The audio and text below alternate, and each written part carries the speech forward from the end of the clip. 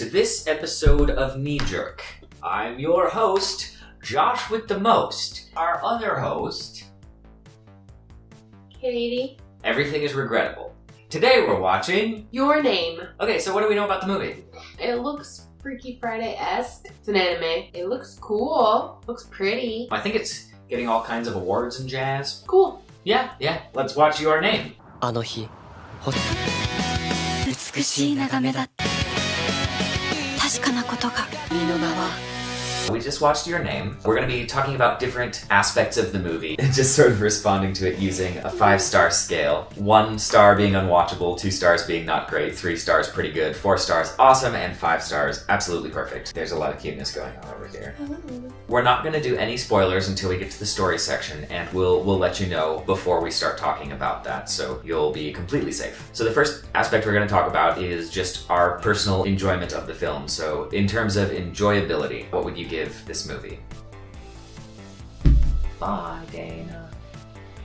She was so cute. 4.5. I would give it a 4 as well. I really enjoyed this movie. It was really good. Yeah, it was really fun to watch. It's not like the type of movie I would go out of my way to watch normally, Right. but I really loved it, and I'm very glad I saw it, so that was awesome. Visuals. I would give that a 4.5.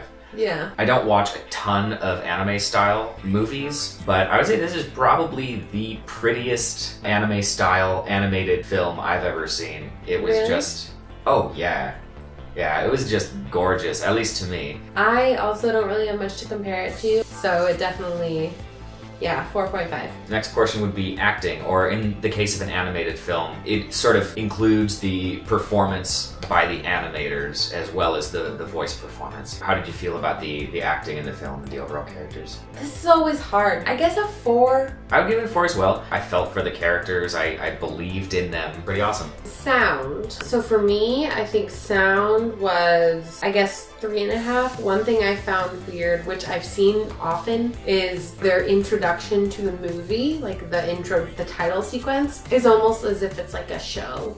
So it's like got this whole song that you have to listen to, and then it carries on with the film or the story. Though it's pretty and it's cute, it's also a little distracting. Yeah, I'd give the sound a 2.5 just because of the music. Whenever the story is reaching an emotional point, all of a sudden they cut in with a J-pop song. It'd be like if in Casablanca, at the end of the movie when they're at the airport, all of a sudden Purple Rain starts playing.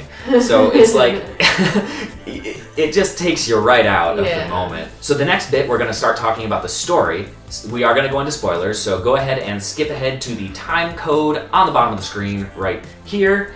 Then you'll skip the spoilers and get to see the final score. You win all the awards. I definitely recommend you go see it. We're gonna talk about the story. Run us through the story real quick. Oh, 2 characters are basically in their dreams switching lives. And they start to really notice and actually just kind of going with it. Like they've accepted it's this crazy phenomenon, but they're going with it by taking notes and kind of updating each other on their lives as it's continuing until finally there's some weird shift. Before the shift, their different personalities are kind of helping each other in their lives. So he's helping her be more assertive because half the time she is him, and she's helping him be more sensitive to his friends and developing relationships because half the time he is her. So they're helping each other in different ways, and you get the feeling that socially they're sort of moving away from each other, but relationally they're actually forming a very strange and complex bond to the other person that they have inhabited but never directly met, which is very strange and very cool. They want to meet, or at least he wants to meet her, tries to pursue that goal and finds out they are actually 3 years apart. Yes. In life. This stops happening. They just magically one day stop switching. We follow the boy for the rest of this.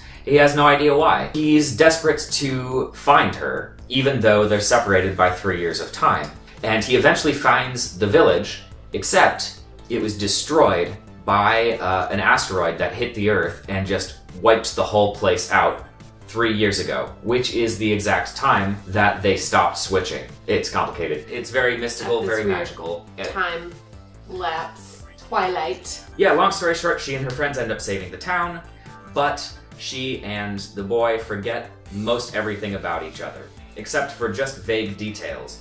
And At the end, it's 8 years after everything has taken place. They've gone their separate ways in life, but they're both living in Tokyo, and they managed to cross paths just randomly at a train station, kind of, and it sparks something within them. And then at the very end, they meet and they ask each other what their names are, and it's very sweet and very touching. I absolutely loved it, the story. I thought it was great.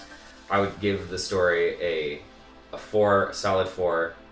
I really, really loved it. 4.5. Yeah, it was really great. I would happily watch it again. I think that it's probably not appropriate for the whole family because you've got a teenage boy and girl swapping back and forth, and there's some light-hearted, good-humored, mild perviness going on. Yeah, they did it well. They keep it as cute as possible, but there's also some like things for the kid, for the young teenagers watching. Like that's mostly the demographic. You know, it's pretty light on the action. It's more about the characters and the story and the revelations happening throughout the film and the gorgeous visuals. Don't expect like thrills a minute. It's a quieter movie. It's a more emotional movie. It's just great. You should watch it. So yeah, have you seen Your Name? What is your name? What's your credit card number? Let us know in the comments. Like, subscribe. Cool. I don't know.